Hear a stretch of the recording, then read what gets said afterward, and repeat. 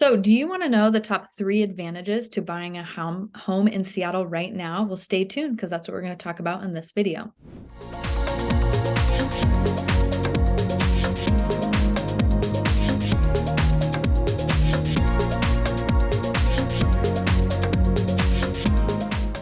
So, hey, everybody, this is Tova Williamson. I'm a local real estate agent in the Seattle metro area. Today, I have a special guest.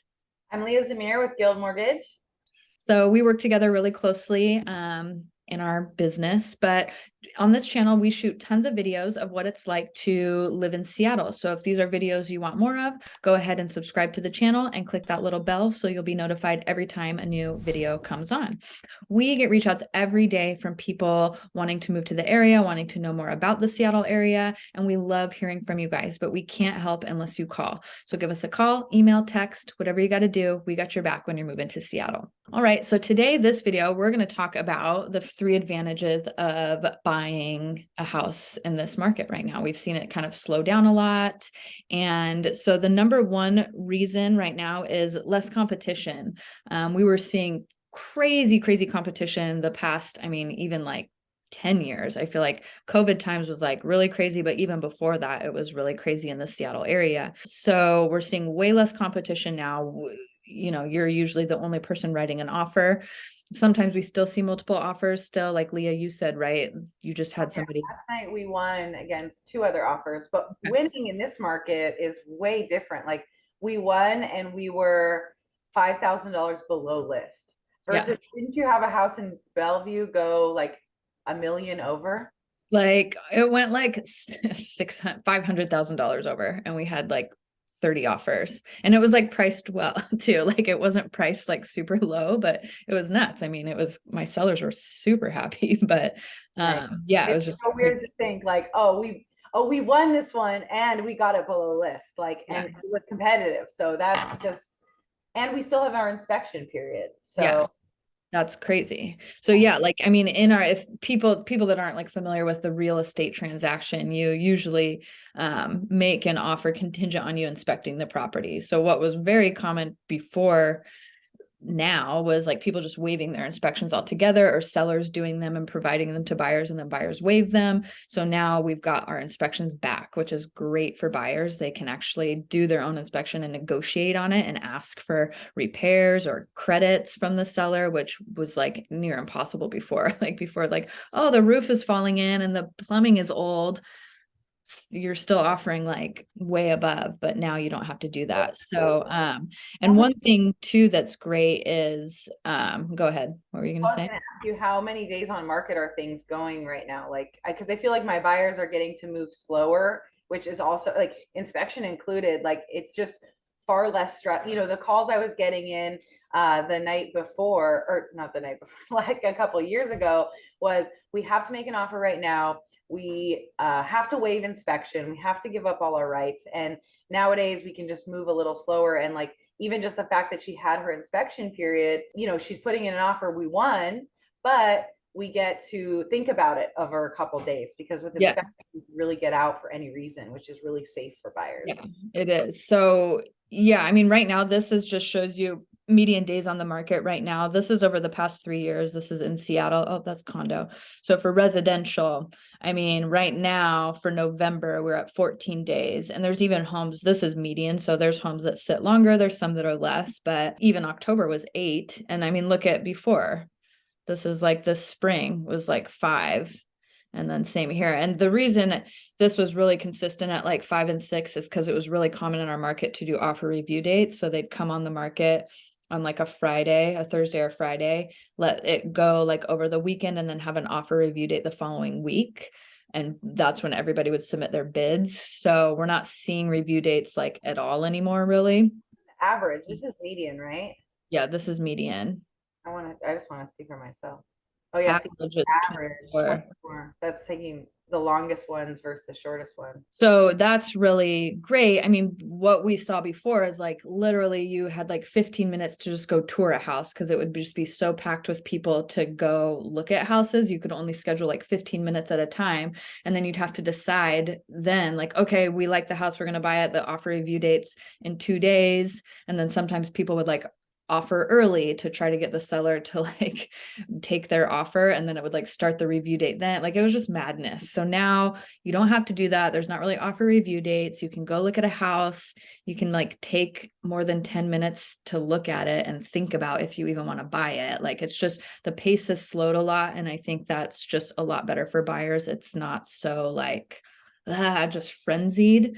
And like getting things below list too gives the buyers so much more power. I think the second advantage is getting all this. I mean, we're seeing almost all my transactions have some form of seller credit Yeah. or lower than ask. And so, Yeah. So uh, yeah, like the number two reason that we're going to talk about is you get a good deal. Like sellers are offering, like Leah said, even in a competitive situation that she saw, you were still offering below asking. So you can get stuff either at asking or below asking, and then the sellers are providing seller credits. So what do you see, Leah, as far as? well, seller credits are really powerful tool. As people with less cash have a lot less power in a hot market. Mhm. Now, I mean, even if you have tons and tons of stocks or money in all places, diversifying your portfolio doesn't mean pouring every dollar you have into the house. So getting closing costs is, like, in my opinion, the best thing you can do for yourself, even if you have money, if you don't have money. Here's a chart that we put together for how much seller credit you can get. This is just a conventional loan. Government loans you can get even more, but if you're putting 3% or 10% down or less, sorry, 9.99% down or less, you can get 3% seller credit. If you're putting 2% of the purchase price, right? price, For right, people. so if you buy an $800,000 home, you could get $24,000 in seller credit. If you put 10% down, you could get 6% seller credit on the purchase price. These are guidelines from the bank. They can't ever pay your down payment though. So it has a stopping point at your closing costs. Yeah, Closing, like how much are closing costs? yeah, closing costs are around $10,000 to $12,000 on average. If we're looking at like the median sales price in Seattle is around 800 grand. So thinking about 800 grand, we're looking at anywhere from $10,000 to $12,000 in closing costs. But if you go to the next slide, this is like my favorite part about buying right now, are temporary buy downs. We've never got to use these before this year. I should say I've never got to use these before this year. I've only been back in the industry for about 10 years. And this is a really cool thing that Fannie Mae and Freddie Mac and all the government loans allow. And actually now some of our jumbos are letting us do it, but you can get seller credit to pay for some of your interest for the first 1, 2, or 3 years. So in this scenario here, if the loan amount, I did like an $810,000 purchase price with a loan amount of 724, so about 10% down. And I took the interest rate of 6.125. If we got, for example, $40,000 in closing cost coverage, we could use $10,000 for the standard closing cost, take the rest, the 31,000 that we see in this top box here, and pay down your interest rate 3% on the first year, which is a $1,297 monthly savings. Then the seller would pay 2% of the interest on the second year and 3% of the or 1% of the interest on the third year. So this is actual money just back into your pocket, as well as you're kind of hedging your bet because you'll probably be able to refinance in the next 3 years, at least once. And what's really cool about these versus permanent buy downs is this is money you don't lose. So when you go to refinance this, if all that money has not been used, your bank will be throwing it directly to your principal balance. Oh, wow. Kind of is a way to pay your down payment or at least pay some of your equity down the road. Yeah, that's great. Well, and I think that's kind of like a big sticking point with people right now with like the interest rates going up. It's like it totally has changed their monthly payment. Like people are having sticker shock. They're like, well, I can't afford this anymore. So this is a great way to kind of deal with that. And I mean, sometimes it's even because everything's appraising right now. At least I haven't had any issues with appraisals on all our transactions, but like you could always offer a little more and then get something like this to really protect yourself. I think people think a lot of people are not buying right now, but I have more pre-approvals out this year than I did last year. And people are wanting to buy. It's like you nailed it. It's like sticker shock. They see this, the monthly payment on these houses, and that's what's stalling them. But if you can get the seller to cover a majority of that, I think it's an awesome time to buy. Well, and like to talk about that too, it's like we're seeing sellers like rather than them dropping price, like they're just offering like 10,000 credit at close for buy down to buy down the interest rate. You don't even have to like negotiate that extra. A lot of them are just offering that to try to get buyers in because it's like the market's just been kind of slowing down. So that's Cool. Is that awesome. in the agent notes? Like, can you see that publicly No, or? it's yeah, it's in the agent notes. Sometimes they do put it in the comments, but I checked like the MLS will fine you if you do because it's like advertising.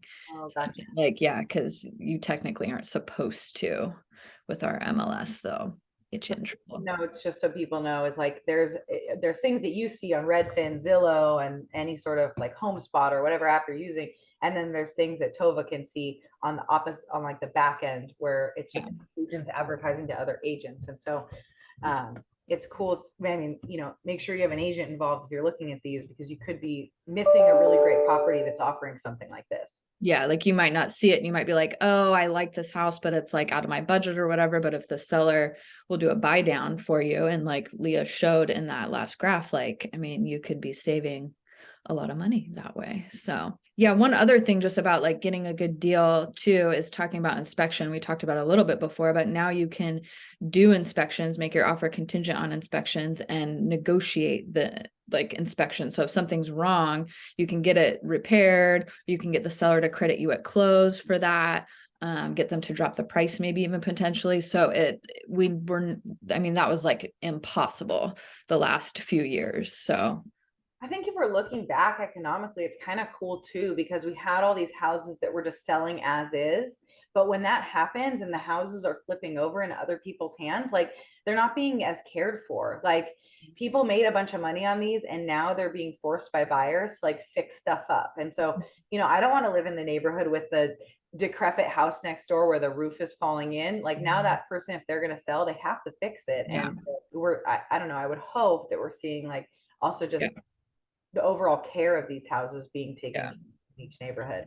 Yeah, and that's definitely different. I mean, just as far as listing homes now, before people would be like, oh, what do I need to do to my house? I'm like, don't do anything. Like buyers are like knocking down the doors. Like you don't have to spend any money. Let's just Yeah. put it on the market. And now it's like, oh no, you gotta like, it's just got to present super well. You got to repaint, touch up all those things because buyers are just like way more picky now, which is fine. I think that's better than just waiving everything. So I think, yeah, I think it's a good thing, especially if you can make it make sense with your payment and getting a buy down. Like you can still find a really good house, I think. So number 3 is just more homes for sale. We have higher inventory. So I'm going to show a screenshot for what our inventory is looking like in the Seattle area.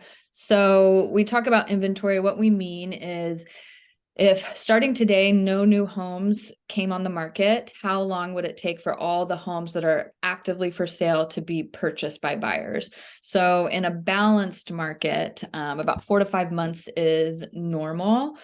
In a seller's market, it's less than 4 to 5 months. Buyer's market, it's more. So right now, let's see, we're looking at 1.5 months of inventory, which is like the highest we've seen in quite a long time, which is we're still considered technically a seller's market, but our market's not behaving like that. Like buyers still have a lot of power right now. So, I mean, if you look even back in January of 2022, 0.3, I mean, that's what, like 2 weeks of inventory. That's just nuts to have so little houses.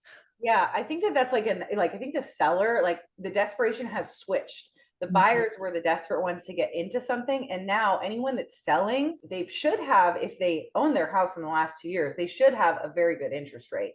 And so if they're selling now and they're letting go of that asset that has really low debt on it, they are probably selling because they have to, either by divorce or they need the money that they earned in equity to buy the next place because of the interest rates, or they're moving. And so I think that desperation has transferred to the seller. And I think that's where that credit is. Cause like I'm holding on to as many houses as I can at my low interest rates. And if I would let go of one, it would be because I really needed that money. And if I really needed that money, I wouldn't be in a powerful position for negotiation. So maybe that's where I think it's coming Yeah. from. Well, and I think like not only are we seeing higher inventory, but we've talked about like the buyer pool, I think has kind of weighted a little bit. People are kind of sticker shock. So they're like on the sidelines, not making moves right now. I just noticed that with either buyers that I'm working with or even listings that I've had, that it's just like people look and they're interested and they're just kind of like circling, but nobody's like making a move and making an offer. You're just like, come on, just like bring an offer. Like, so it's just, yeah, I think there's just a lot of uncertainty. I think when we see the interest rates, I mean, they've already declined a little bit from from November, and they've been on a slow, like very slow moving declination over the last couple of weeks. And I feel like once interest rates kind of settle, if they get into the fives, we're going to see a lot of people jumping back in, because hopefully the economy's replenishing by means of like people's stocks are going to be worth more, interest rates are going to be lower, and then you're going to see a lot of people fleeing to the market. And that's what we really don't want, because that's when the pressure is going to come back into the seller's hands and out of the buyers.